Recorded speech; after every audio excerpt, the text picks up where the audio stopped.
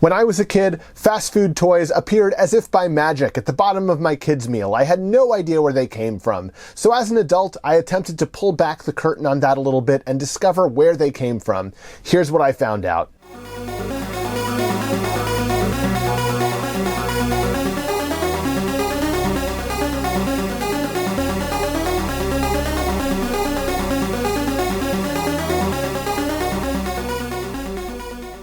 Before we go any further, just to note, this video goes into how fast food toys are made. If you're looking for the secret history of the Happy Meal, that's actually in a different video, which you can find on my page. And as always, we appreciate likes and subscribes, which help us grow. In preparation for my upcoming book on the subject, I interviewed a lot of fast food toy designers, and they told me exactly what happens during the process of making a kids' meal toy. The first thing that happens is executives meet to determine which toy they want to produce. This can happen between fast food executives internally, or it can happen between the chain and an outside entertainment company if they need to license characters from an outside studio. Sometimes a studio approaches a fast food company in order to promote an upcoming film. Sometimes the fast food company approaches the studio, and other times fast food toys are made from internal mascots like McDonald land. In those cases, the fast food company will want to talk to its ad agency, whose job it is to make sure those characters stay consistent. If the license comes from an outside studio, a price is set and a deal is made. The price usually depends on how popular the license is. If it's something lots of companies are going to be clamoring for, the price is usually set higher, but if it's something that's in less demand, the price is usually going to be lower. In some cases, one contract may spell out when a series of toys will come, so this process isn't necessary for every single promotion. However, in all cases, there has been some agreement at some point that secures the necessary permissions. Second, the fast food company, possibly through their ad agency, will subcontract a toy design firm like Varner to make the actual toys. Once the toy design firm has accepted the contract, they will sometimes receive character information from studios or from the fast food company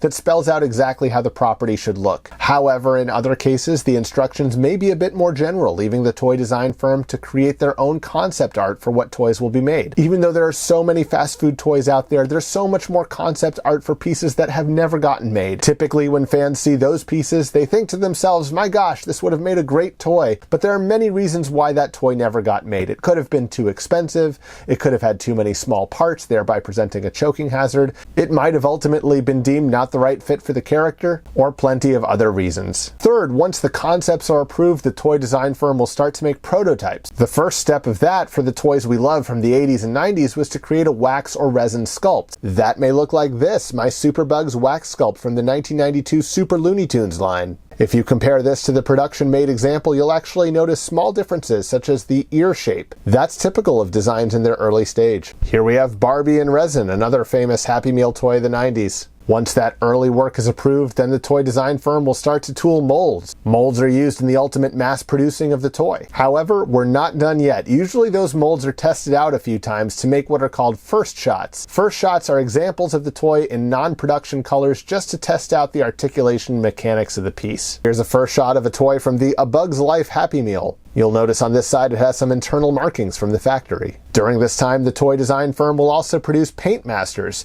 Paint masters are there to show the factory exactly how the paint applications should be made. While this grimace looks like the production example, it is a hand-painted paint master. Don't know if you have a paint master? Take a look for any production stamps. If you don't see one, chances are you have one of those early paint masters. This also has more weight to it than the final production example, leading me to believe that it is not hollow plastic. Another sign of a paint master. The toy design company and the factory will go back and forth in this stage a few times just to make sure the toy is as perfect as it can be before it moves into mass production. Once everything looks good, the factory, usually in China, will go into production with the toy. The factory most likely produces lots of plastic goods, this being a small portion of their production output. Also, the toy design firm may be working on mainline toys simultaneously. Some do, some don't. Varner Studios notably produces mainline toys that you'd find in a Target or Walmart. However, other firms like Alcone or Spin Magnet usually just focus on fast food toys. Fourth, while all this is going on, the ad agency, through their art directors, is creating things like commercials, translights, promotional paper goods,